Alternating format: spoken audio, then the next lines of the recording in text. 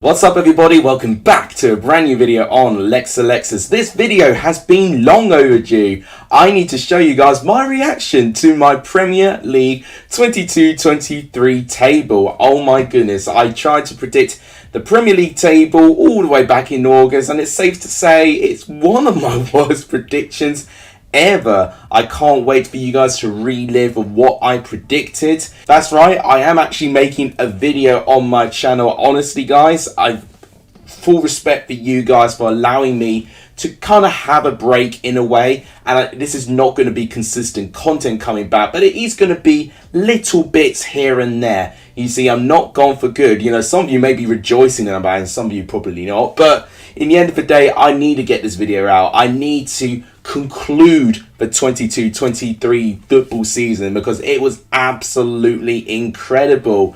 We've got Leicester, Leeds and Southampton returning to the Championship for next season. It's going to be absolutely mind-blowing. And in the Premier League next year, we have got Luton Town actually getting into the Premier League.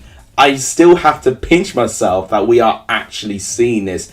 Absolutely incredible. Of course, Burnley and Sheffield United are also joining them as well. If you guys like what you see, please smash that like button. It really does help the growth of this channel. I might do another video quite soon to explain what I've been doing, why I've been away, and just to give you guys an update, which you guys really deserve. And before I actually start going through my table, Ethan Hill Football, you have won my Lexalexus Football Prediction League for the Premier League. Congratulations to you. You were pretty much leading from the start and you have kept your lead the whole way through. Terrific consistency from you.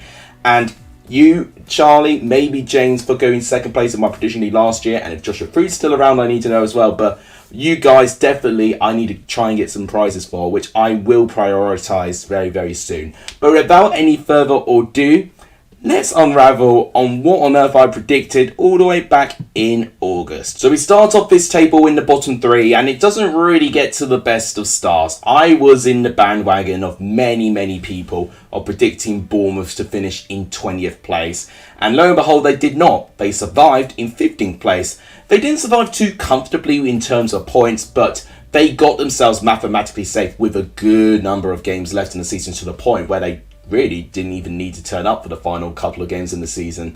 And I gotta say, them getting rid of Scott Parker so soon was a big risk. They conceded 9 against Liverpool, and I thought, okay, well, that's my 20th place confirmed. But you can never write off a team with a new manager, new identity, and honestly, those players, I felt really fought for it. I think they saw that 9 goals that they conceded against Liverpool, and they thought, we cannot be pushovers here. They have to try and do something about it. And lo and behold, they did exactly that. And fair play to them. It's actually going to be very interesting to see if they can survive again next year. Gary O'Neill, honestly, has done such a terrific job. A really underrated bit of work that he has done with that Bournemouth team. 19th place, I predicted Everton. So I'm not too far off with it, but it is wrong. I did predict them to go down. Maybe a little bit of me wanting just to see what's going to happen with Everton if they go down to the Championship.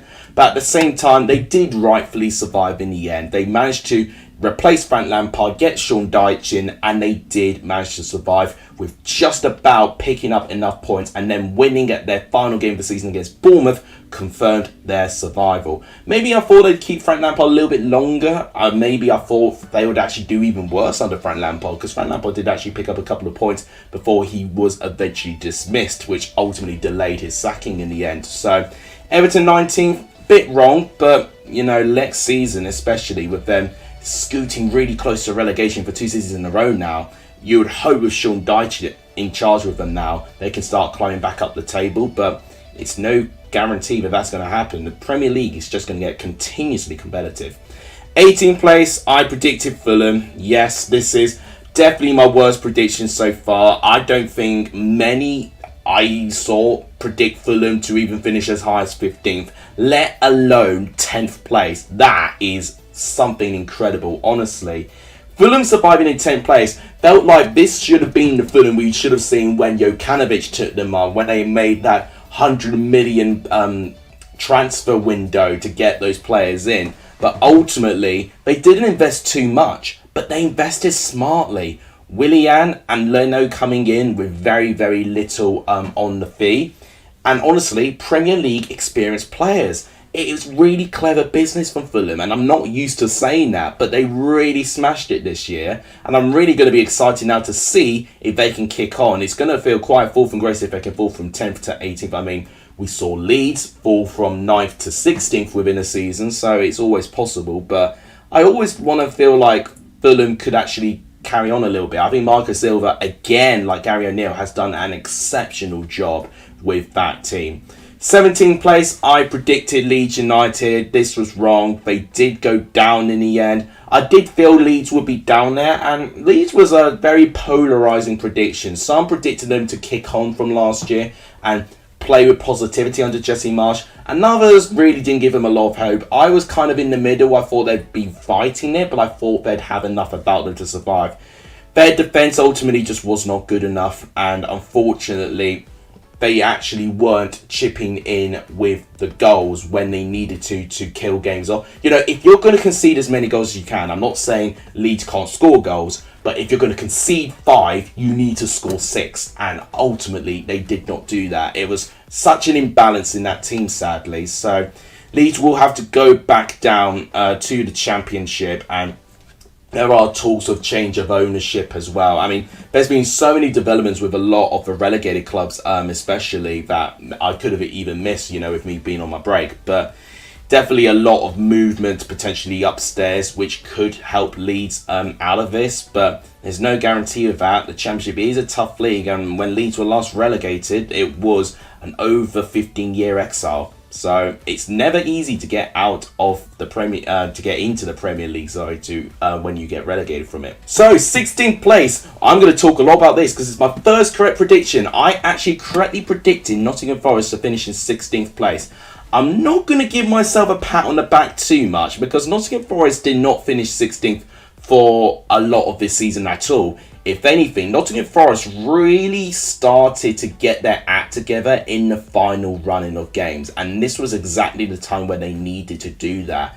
Steve Cooper was put under a lot of pressure. There were talks that he could have been dismissed by Marianakis, but fair play on him, because a lot of the teams that were actually really struggling this year was when their owners kept chopping and changing managers and identities and doing these really short-term appointments. But they stuck with Steve Cooper. They believed in him, and honestly, the fact they survived by managing to get that home win against Arsenal was just felt like the cherry on the cake. And this was the Nottingham Forest we were waiting to see from, you know, the first game of the season. So I'm pleased that they survived. I think they definitely need to invest, not too heavily, but I do think their squad does need a bit of investing, especially in the forward line. And they have got a really tough start to the season. Their first 4 away games are very, very daunting. So whilst Forest, you know, may have a tough start to the season, when they get them out of the way, they could potentially kick on in around September, October time, I would think. So it's going to be a very interesting season for Forest. From a great prediction to a bad prediction, I have to talk about Brentford now. I predicted them to finish in 15th, and they finished 9th. I mean, what an incredible season again. I've already spoke about Bournemouth having an incredible season, Fulham doing unbelievably well, but Brentford as well. They were unbelievable this season. Scoring goals for fun, defensively really tough to break down. I watched them against Chelsea, and oh my goodness me. I mean, I know Chelsea have been bad all season, but Brentford really outclassed them. They work for the ball. They've got a clear identity, and they really know how to get the best out of each other. It's really beautiful to see, actually. Now, I'm going to be interested to see how they're going to cope without Ivan Toney for a full season. I know when Toney was away in their last 2 games, they actually managed to pick up 4 points out of 6. So potentially there are other players in that squad that could chip in and get the goals that Toney get. But there's no denying, without Ivan Toney, I don't think Brentford would have been anywhere near 9th place this season, I've got to be honest. So it's going to be an interesting one. But I've got a lot more confidence with Brentford competing in the Premier League now after seeing this season. So again, another terrible prediction. There's a really common theme at the moment. I could really only say Forest was my only good prediction. Even getting Everton and Leeds wrong by 2, you know, I just needed to swap them around, and that would have been 2 spot-on predictions. But back on Southampton, 14th place. I mean, I thought that they would do better than Brentford this season. And I think that should tell you everything, that I really got this catastrophically wrong. And honestly, I think I imagined Hasenhüttl getting the best again. He just seemed to find a way and a good run of form at some point in the season to do it. But I think it was a scandalous decision to sack him so early in that season. They brought Nathan Jones into the role with him being Premier League unproven. I already saw how ineffective he was when he left Luton to join Stoke City, and that's not even a Premier League side at the time as well. And it was a disaster, really. It really was. So, a real shame for Southampton, because that's their 11-year stay in the Premier League now ended just by some bad decision makings from the board. So, I'm going to be interested to see if Southampton stay, into the Championship, or will they go back up potentially. They managed to get their manager in early with Russell Martin now coming in. I am going to be quite excited to see how they're going to play under him, but whether it's going to confirm that Southampton will be automatically promoted, I'm going to have to wait until I see the start of the season and their transfer window. So another team I actually got spot on with Nottingham Forest is Wolverhampton Wanderers. They finished 13th, which is what I predicted back in August. I don't think I had many faults with predicting Wolves in 13th. I thought they could be just randomly safe. I didn't anticipate how bad they'd be at the start of the season. They were rock bottom, I think, at Christmas. Lopetegui comes in and completely just kicks them right back into the conversation within the mid-table region. But since they actually did automatically survive, they've definitely been on the beach, because they've really not picked up good form right at the end. So if they do not work and improve on this form, Wolves, for next year, I am a bit worried about them. I am going to keep a very close eye to see what they're going to do. 12th place, I predicted Brighton. Oh dear me. So Brighton, again, another team I got wrong by 6 places. And I think this is very similar to Fulham and Brentford. I just completely underestimated how they'd be. But I could not have predicted that, for one, Brighton would actually start quite well under Graham Potter. Graham Potter will leave them halfway through to join Chelsea. They get Roberto De Zerbi in, who I believe was at Sassuolo before he joined Brighton. And Brighton look like a completely different team, but actually look a lot better. They managed to qualify for Europa League football this year, finishing in 6th place. I mean, that is no joke. That is absolutely incredible. Their recruitment, likewise with Fulham, has been so clever. They're getting the right characters in. They've not got big wages. They've not got huge egos and personalities. They play for the club. And honestly, seeing how well Fulham, Brentford and Brighton have blossomed this season does give me hope within the other mid-table teams to kind of mix it in within the traditional big 6 money spending teams. So I'm really pleased for Brighton. A 6th place finish is more than deserved. They could have actually finished top 4 had they got some VAR decisions going their way. They have been screwed around a little bit with some of the VAR decisions. I'm really thinking about the Spurs game especially being a really bad moment for them as well. Fair play Brighton. I hope they can actually still continue this year, because it's quite refreshing to see a team like Brighton within the top 6. 11th place, I predicted Crystal Palace, and that is another team I got spot on. So whilst I've had bad predictions, I have actually had good ones as well. Now, Crystal Palace, I don't think I predicted them to finish in that region with Roy Hodgson in charge. I think I still anticipated Vieira maybe slowly chipping away the squad and it just falls short within the top 10 finish, but they really struggled at some point, Palace, and they needed Hodgson to come back to really remind them what playing for Crystal Palace means. With the amount of points they picked up there, Roy Hodgson has proven you can never be too old to manage a team. Whether Hodgson actually manages again, I think we're still waiting for the confirmation for it, but even if he doesn't, I think he still needs to have an active part in this club. There's just something right with Hodgson in charge of this Palace team. To get that reaction is not common at all. So fair play to Roy Hodgson. He's done so well there. 10th place, I predicted Aston Villa. Now, I probably predicted this finish with Steven Gerrard in charge, and of course that didn't happen. And one thing I'm definitely noticing now, just talking about my thoughts to versus now, is that we had so many managerial changes. It's like we're in the Championship. You know, most teams, I would dare say 80% of the teams in this league have changed their manager at least at one time this season, which is amazing.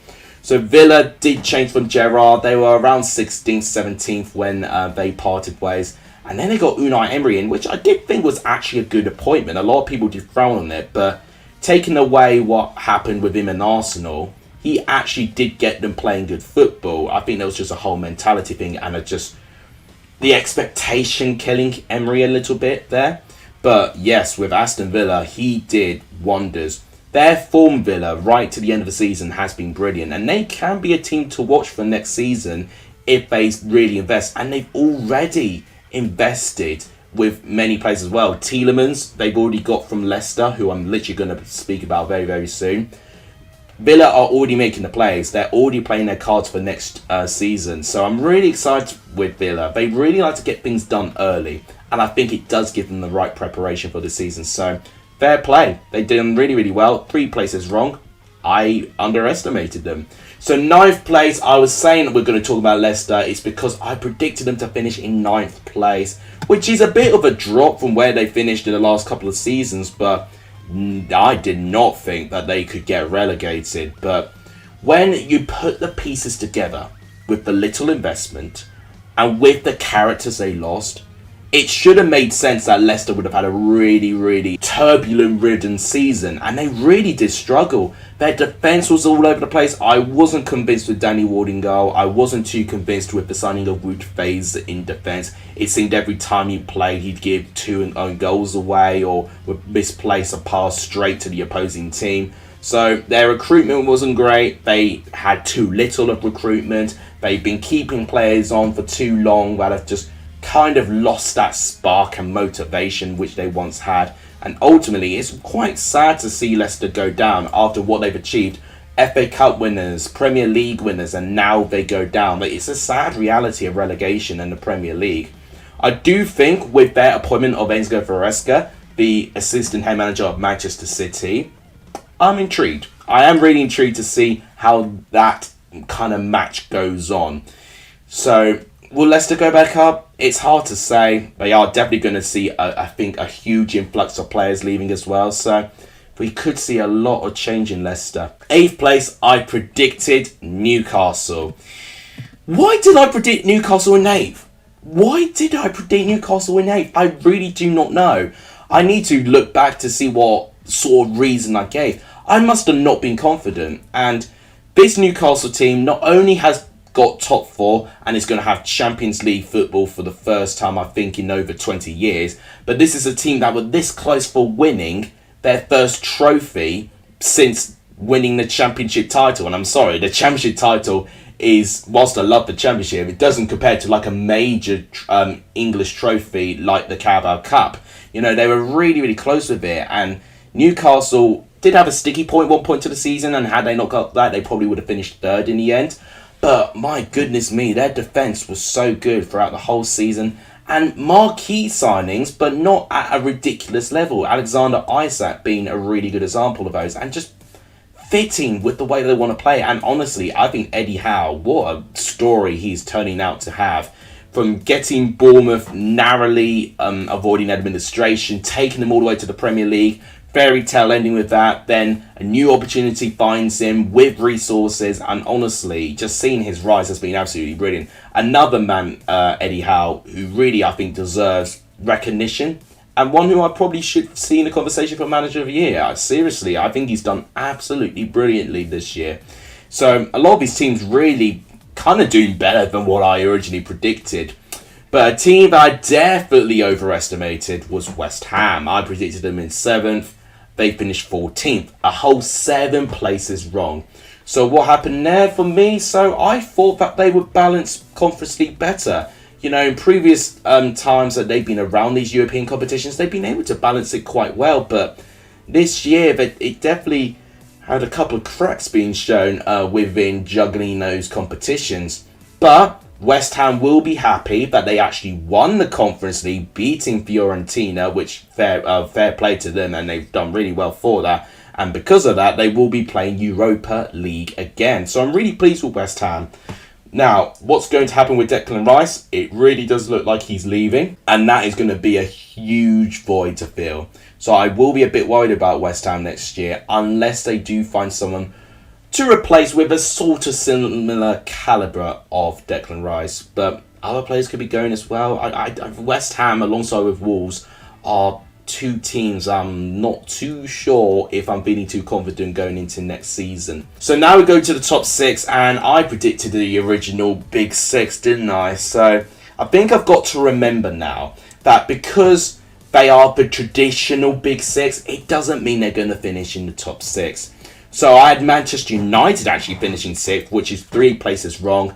Definitely underestimated the work of Erik ten Hag, and honestly, he did such a brilliant job. I think, again, a lot of people downplay a lot of success. And this is a Manchester United team who've actually won a trophy. I actually think for the first time since 2016, I think that was when they won the Europa League. So that is still a massive achievement within that. And he dealt with the Ronaldo situation perfectly. I think Manchester United is going to really depend on how they do next season with their ownership. It's been a bit of turmoil at the moment. There's definitely commitments of getting new ownership, but whether it's going to fall through is really difficult. We hear news stories coming in every day with it. So Man United are going to be an interesting club to watch off the field, but on the field, it's going to be very interesting to see if they can kick on from this. 5th place, I had Arsenal, which is wrong by so many ways. I don't think many, though, predicted Arsenal to finish 2nd. You know, there would have been very few that actually predicted Arsenal to finish 3rd.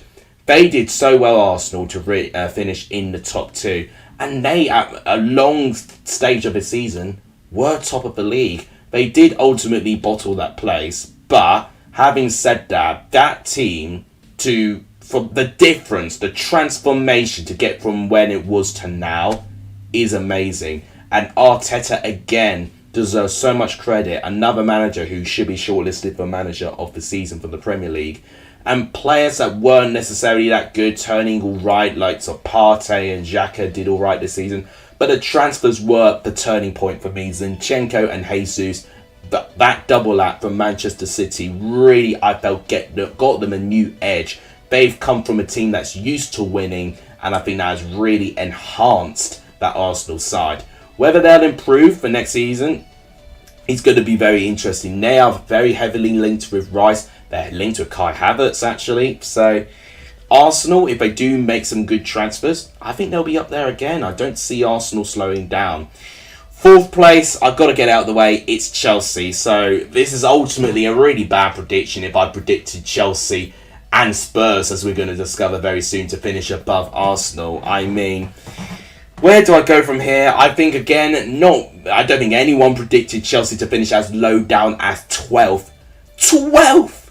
I can't believe it. I really, really can't believe that Chelsea could actually stoop this low. The standards have gone. The players really did down tools, and it was more evident this season than any other season. And it's absolutely disgusting to see the way that they really did down tools in the end of Graham Potter's tenure. The way that Tuchel was dismissed, I thought, was quite erratic, but they were downing tools. And it's really, really frustrating seeing this constant mentality shift. And I do think we need a clear out of it. And, this is not me being angry. This is me being realistic that even if we get a really good spell under Pochettino at the start of the season, because we do have a nice run of fixtures at the start of the season, we'll hit a rough patch, which is around November time next season, and then all of a sudden the players will give up. We can't allow that. We need new investment, and I'm really hoping Pochettino is going to manage egos better than what he did with PSG. I'm a bit apprehensive of the appointment, but anything's going to be better than this season. I'm going to say that I will put my neck on the line right now. I don't think Chelsea can be worse than this. They would have to be even more crap than crap to actually be worse than 12th place. I mean, I could rant on about Chelsea, but that would ultimately be boring. Let's actually talk about how bad this prediction is. Third place, Spurs. Spurs in third place. Oh my gosh. I mean, I definitely really overhyped Conte's managerial masterclass that he did with Chelsea. I thought he would turn Spurs around, but nope, he did not. It's same Spursy way where they may start well, a bit similar to Chelsea in a way, but then suddenly their mentality shifts. But I really do think that squad has been really overhyped. I've really got to be honest. I think that defensive line especially has been really exposed this year. So if there's anything that I really want to see Postecoglou work on with Spurs, it's defense. And honestly, they really, I think, need to make a lot of defensive reinforcements. But even with that, they need to look exciting again. They can't rely on Harry Kane to get the amount of goals that he got. And right now, Kane has been linked with moves away. If they lose Kane, Spurs, I think, could fall lower than 7th. And Postecoglou is an interesting appointment, not necessarily the first pick I would have picked if I was a Spurs fan in that position. So, again, it's going to be an interesting one, really down to recruitment, how they start the season, and just the attitudes of the players. Ultimately, in the end of the day, that is really what this season is down to a lot of the time. So in the top 2, I had Liverpool second, and I had Manchester City to win the title. So I managed to get 4 correct positions in the end, which actually matches the same amount of positions I got last season. But you're going to know that my points that I racked up here are so much worse than what I did last year.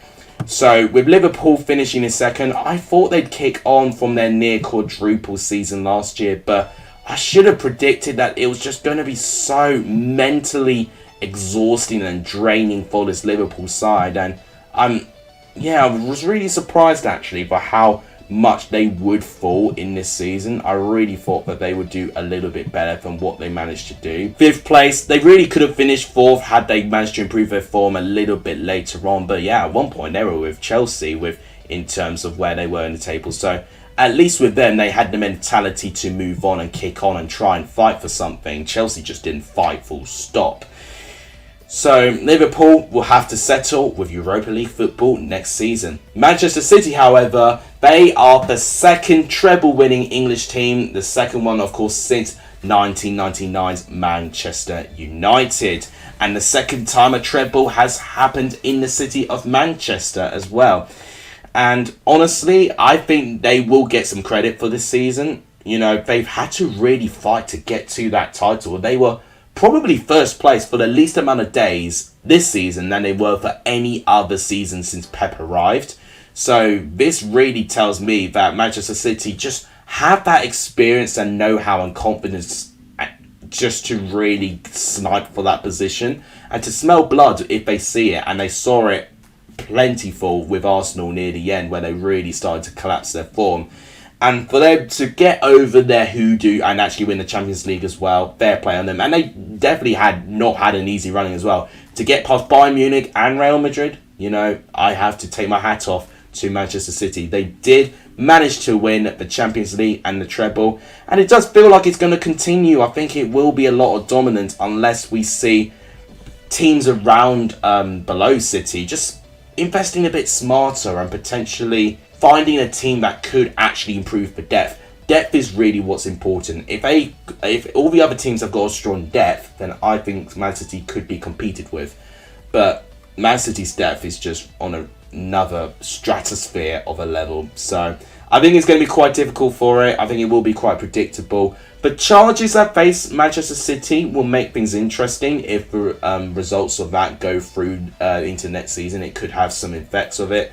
But ultimately, what I think will happen, I think Manchester City will be given a fine at most. I don't think there'll be points deductions. I don't even think they'll get relegated. I think it will be like that. I think Manchester City, you know, even with the money that they got, they'll get the best lawyers in the business. So I think everyone's saying that Manchester City would not have won the league had they been given a punishment for their charges when Arsenal were winning. You know, I don't think it's necessarily that true, to be honest. There's no way we would have known. So, before I actually tell you how well I did, I also managed to make a table prediction literally within about 7 games left. And this is what I had. So, Still at Bournemouth, 20th, not great. Crystal Palace are really underestimated, and Leeds and Leicester are incredibly overestimated. Fulham's much more improved with only giving them one place off. Villa, again, I underestimated. Chelsea, I slightly overestimated there. But 3 correct positions, so actually less correct positions, but in terms of points amassed, definitely much better there. In terms of how many points I picked up, well, if I've done the maths right, I've picked up 80 points, which is over 20 points worse for what I'm normally used to. Last year was actually my best performance with points, but yeah, this season was my worst. But I think it was everyone's, to be honest. I think this one was really strangely unpredictable, and I really like it. It's like a traditional Premier League season where it's quite unpredictable. The only outcome that was predictable was Manchester City winning, in my honest opinion. I'm pleased that I got the other 3 positions right, but Manchester City winning the league, I mean, I think anyone could have done that, to be honest. So I'm hoping for a dramatic season next season, and honestly, it just makes me excited to see football coming back. Not too far away, FYI. You know, we've only got within 2 months to wait, so we've got a lot of time to kill, but at the same time, whilst football's back, it will be an unbelievable ride, I'm telling you this. So guys, this wraps up my reaction to my table. So how did I do? I don't think I did all that well, honestly. Even with 4 correct positions, it kind of got marred with the amount of points I racked up. I mean, Leicester was statistically my worst one, but Fulham was bad, Chelsea was bad. You know, those teams were definitely my 3 killers this year. So let me know how you did also in the comments down below. Are you happy to see me back? Also let me know as well. I'm going to potentially try and do a Q&A video at some point as well. So if I do a community tab that encourages you to ask me a question, please ask me a question, because ultimately that's how I'm going to do the video. And I will do a video at some point, don't know when, of just explaining what I'm doing, because I am working on something at the moment internally. So if you guys enjoyed it, smash the like button. It really does help. Thank you guys as always for your terrific support. Please also share, subscribe to the channel as well, because all these things really do help.